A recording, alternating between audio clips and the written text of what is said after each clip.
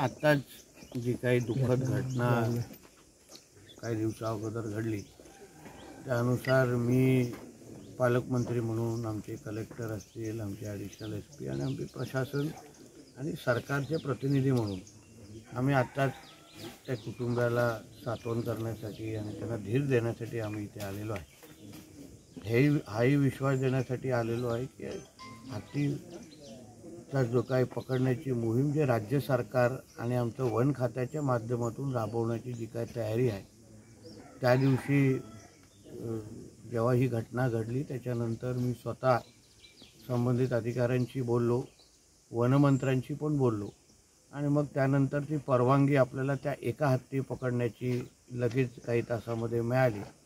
पण शेवटी हा विषय एका हत्तीचा नाही आहे, पण आपल्या सिंधुदुर्ग जिल्ह्यामध्ये जो वनप्राण्यांचा जो काही त्रास उपद्रव वाढत चाललेला आहे त्या बाबतीमध्ये सरकार म्हणून भूमिका घेणं हे आज अत्यंत महत्त्वाचं झालेलं आहे आणि म्हणून त्याच दृष्टिकोनातून आता उद्याच ज्या मंत्रिमंडळाची बैठक लागलेली आहे आणि म्हणून पुढचा टप्पा किंवा ही कारवाई कशी होईल त्या दृष्टिकोनातून आम्ही आमची पावलं उचलणार आहोत।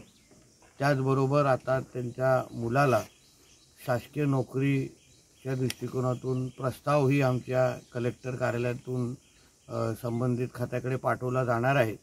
तिथेही त्याचा पाठपुरावा करण्याची जबाबदारी पालकमंत्री म्हणून माझी असेल, जेणेकरून त्यांच्या कुटुंबाला खऱ्या अर्थाने परत पायावर उभं करण्याच्या दृष्टिकोनातून राज्य सरकार म्हणून जे करण्याची गरज आहे ते सगळ्याच गोष्टी आम्ही करणार आहोत। त्वरित तेव्हा 10 लाख रुपये आमच्या प्रशासनाकडून त्यांना दिलेले होते मदत म्हणून। उर्वरित 15 लाख जे प्रलंबित आहेत त्याचाही प्रस्ताव आता राज्य सरकारकडे आहेत। आज 14 एप्रिल असल्यामुळे सगळे शासकीय कार्यालय बंद आहेत। उद्या मंत्रालय स्तरावर असलेला तो प्रस्ताव त्याचा पाठपुरावा करून लवकरात लवकर त्यांना ती मदत उपलब्ध केली जाईल हा विश्वास या निमित्ताने मी देतो।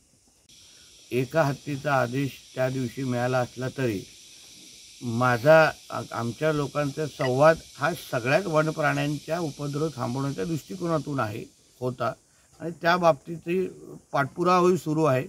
एका हत्तीच्या परवानगीला नजरेसमोर ठेवून तीच प्रक्रिया बाकी अन्य वनप्राण्यांच्या बाबतीमध्ये पण राबवली जाईल हाही विश्वास मी माझ्या दोडामार वासियांना पण देतो, सिंधुदुर्ग वासियांना पण देतो। कोणाचाही जीव येणाऱ्या कालावधीमध्ये अशा पद्धतीने वनप्राण्यांच्यामुळे जाणार नाही ह्याची काळजी राज्य सरकार म्हणून आम्ही निश्चित पद्धतीने घेणार आहोत। संबंधित खाते म्हणून आम्ही पंचनामे करतो आणि लगेच त्या बाबतीची मदत उपलब्ध करून देतो। याही बाबतीमध्ये नुकसान झालेलं आहे, आमच्या अधिकाऱ्यांनी पंचनामा केलेला आहे, आता तो प्रक्रियेचा भाग आहे। पण मूळ विषय माझा असा आहे की उद्या नुकसानच होता कामा नये, प्राण्यांचे उपद्रव आपल्याला थांबवायला पाहिजे, त्या दिशेने आमची वाटचाल सुरू आहे। जेणेकरून दोडामार्गमध्ये किंबहुना सिंधुदुर्ग जिल्ह्यामध्ये असलेला हा जो काही त्रास आहे वनप्राण्यांचा जो वाढत चाललेला आहे, ते आक्रमकता वाढत चाललेली आहे, म्हणून तो कसा थांबवता येईल मूळ प्रश्न जर आपण सोडवला तर अन्य गोष्टीकडे आपल्याला जायची गरजच भासणार नाही। म्हणून त्या दिशेने माझं काम सुरू आहे। साहेब गेली 3 महिने आपण काही प्रश्नाचा पहिला भाग असा आहे की अन्य सामाजिक संस्थांची मदत घेऊन हा प्रश्न सोडवता येईल का। मग संबंधित वन खाता असेल, आमच्या कर्नाटकच्या फॉरेस्ट लोकांशी पण आमची सुरू आहे। जे पर्याय आमच्या नजरेसमोर आहे, शेवटी लोकांचा जीव जातोय, लोकांचा जीव वाचवणं ही प्राथमिकता आमच्या नजरेसमोर आहे।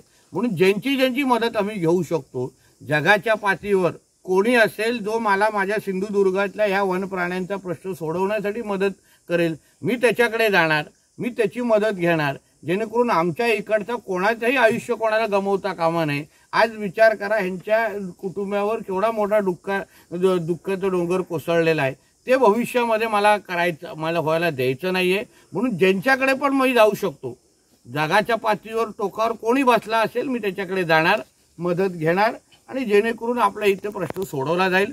तुम्ही जे काही ज्यांची नोंदणी किंवा त्यांना ह्याच्यामध्ये नुकसान भरपाईमध्ये त्यांना आलं पाहिजे अशी तर जी काही मागणी शेतकऱ्यांची पण आहे, त्या बाबतीमध्ये सरकार पातळीवर मी पाठपुरावा करून त्याही गोष्टीची मदत आमच्या ह्या इकडच्या शेतकऱ्यांना मिळवण्याच्या दृष्टिकोनातून आम्ही वाटचाल करू।